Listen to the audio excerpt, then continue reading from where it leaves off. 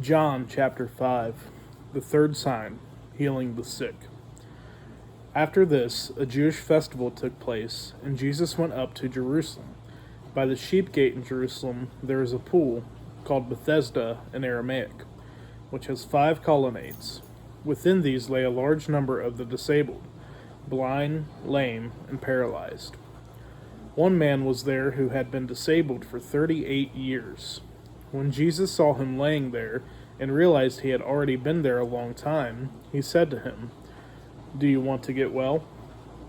"Sir," the disabled man answered, "I have no one to put me into the pool when the water is stirred up, but while I'm coming, someone goes down ahead of me." "Get up," Jesus told him. "Pick up your mat and walk." Instantly the man got well, picked up his mat, and started to walk. Now that day was the Sabbath. And so the Jews said to the man who had been healed, "This is the Sabbath. The law prohibits you from picking up your mat." He replied, "The man who made me well told me, 'Pick up your mat and walk.'" "Who is this man who told you, 'Pick up your mat and walk'?" they asked.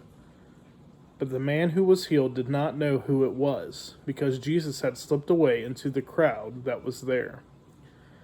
After this, Jesus found him in the temple and said to him, "See, you are well. Do not sin any more, so that something worse doesn't happen to you." The man went and reported to the Jews that it was Jesus who had made him well. Therefore the Jews began persecuting Jesus because he was doing these things on a Sabbath, honoring the Father and the Son. Jesus responded to them, "My Father is still working, and I am working also." This is why the Jews began trying all the more to kill him. Not only was he breaking the Sabbath, but he was even calling God his own Father, making himself equal to God. Jesus replied, "Truly I tell you, the Son is not able to do anything on his own, but only what he sees the Father doing. For whatever the Father does, the Son likewise does these things. For the Father loves the Son, and shows him everything he is doing. And he will show him greater works than these, so that you will be amazed. And just as the Father raises the dead and gives life to them, so the Son also gives life to whom he wants. The Father, in fact, judges no one, but has given all judgment to the Son, so that all people may honor the Son, just as they honor the Father. Anyone who does not honor the Son does not honor the Father who sent him." Life and judgment.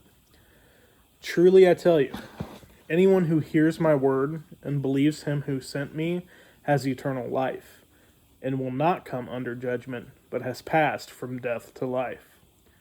Truly I tell you, an hour is coming, and is now here, when the dead will hear the voice of the Son of God, and those who hear will live.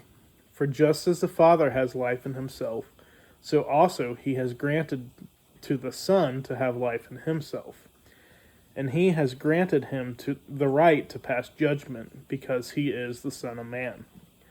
Do not be amazed at this, because a time is coming when all who are in the graves will hear his voice and come out. Those who have done good things, to the resurrection of life, but those who have done wicked things, to the resurrection of condemnation. I can do nothing on my own. I judge only as I hear, and my judgment is just, because I do not seek my own will, but the will of him who sent me. Witnesses to Jesus.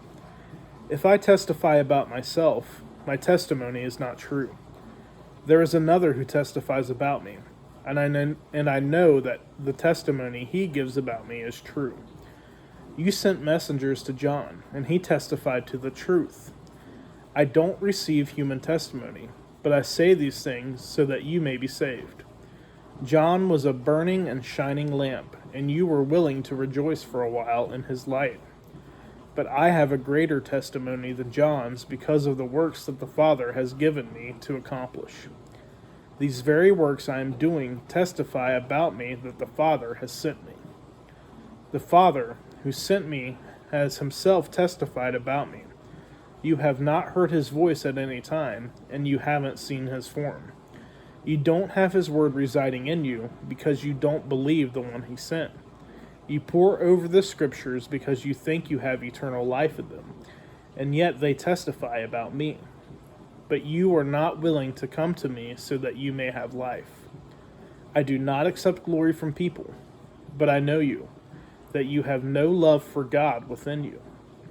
I have come in my Father's name, and yet you don't accept me. If someone else comes in his own name, you will accept him. How can you believe since you accept glory from one another? But don't seek the glory that comes from the only God. Do not think that I will accuse you to the Father. Your accuser is Moses, on whom you have set your hope. For if you believed Moses, you would believe me, because he wrote about me. But if you don't believe what he wrote, how will you believe my words?